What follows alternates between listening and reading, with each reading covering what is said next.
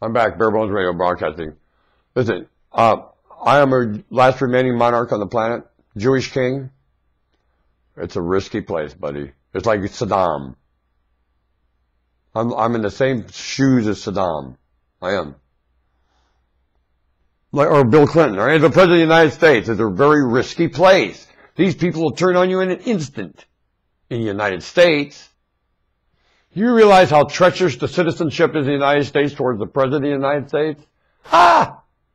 They'll turn and stampede him at any given instant. All they got to do is be fanned by some idiot feeding their head full of crap, and they'll stampede. And their mind hate him, and I hate the president. You know, what? That Obama, I hate him. You're an idiot. Anybody to hate anyone in the shoes of the President of the United States is an absolute dumb fucker. That's the only time you'll get here, and that should be broadcast across the planet. You don't like anyone wearing the shoes of the President of the United States of America, and I don't like to use the word America because it's the United States of the earth. America. Ha! Do not intercede the word America for the United States ever. The two have nothing to do with each other. Want to bet? You don't let one have anything to do with the other, and they're both sacred. You need to keep talking so I can make a fool of you for doing it. Anyway, anyone that attacks the shoes in their mind, the United States president, is a moron.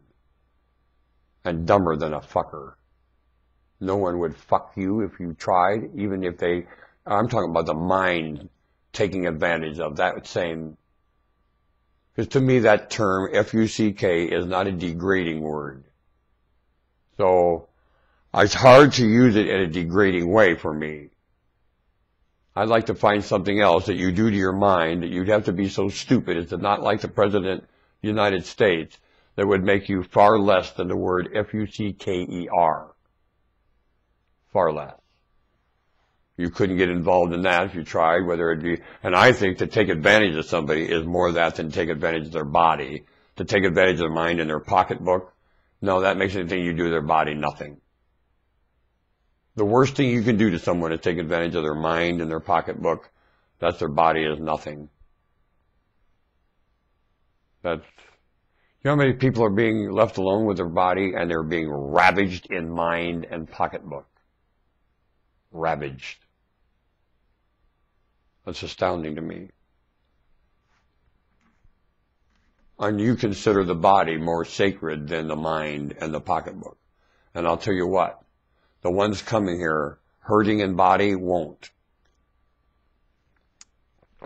They'll be hungry, gasping for air.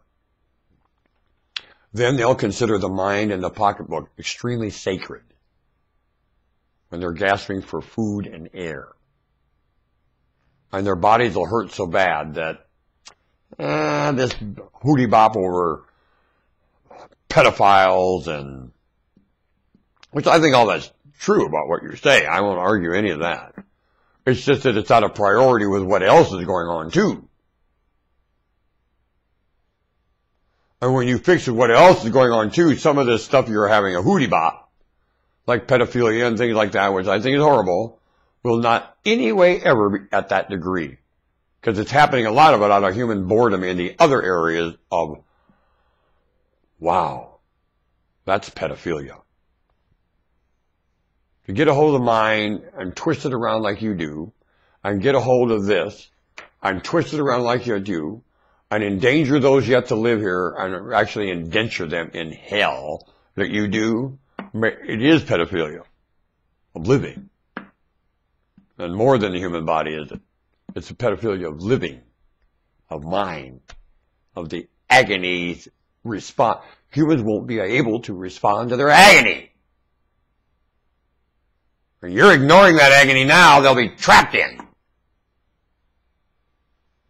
Ignoring agonies here now, you're trapping others in them later, and trapping in them. And now you could help those agonies, at least have a confession to them, and you won't. Well, sooner or later they'll work through those agonies. Only while they're doing it, they're going to grind your bones up and cast them in the wind. And good. They will hate you. Good! then they'll never mention you again.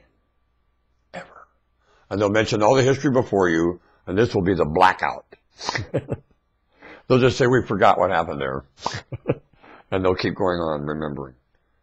And you'll just be something that or they'll just say, they didn't understand then, we don't talk about that.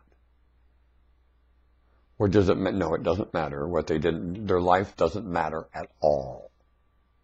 We're skipping that. You'll be there as a black mark for the absence of conversation. They'll say, we'll keep having a conversation on what matters, and we won't, because all they did was talk about what doesn't matter. And all you did your whole lifetime was talk about what doesn't matter. And change the meaning of everything. You got enough change going on. You're changing. You change the meaning of everything. When you talk about what matters, that meaning is very clear. You're not doing that now. Because you won't talk about what matters. To everybody. Whoever has to live here forever and ever. Amen. You have to talk about what matters. Everybody's going to always live here forever and ever. Amen. This makes heaven look like this is far more consistent than eternity ever hoped to be.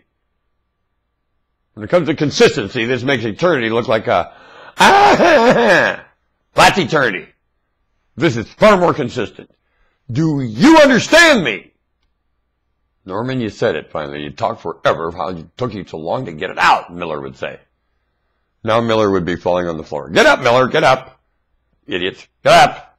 Tell Miller to get up. Huh? Pick him up, McClanahan. Come on. Miller's all over the floor. Get up. He listens too slow.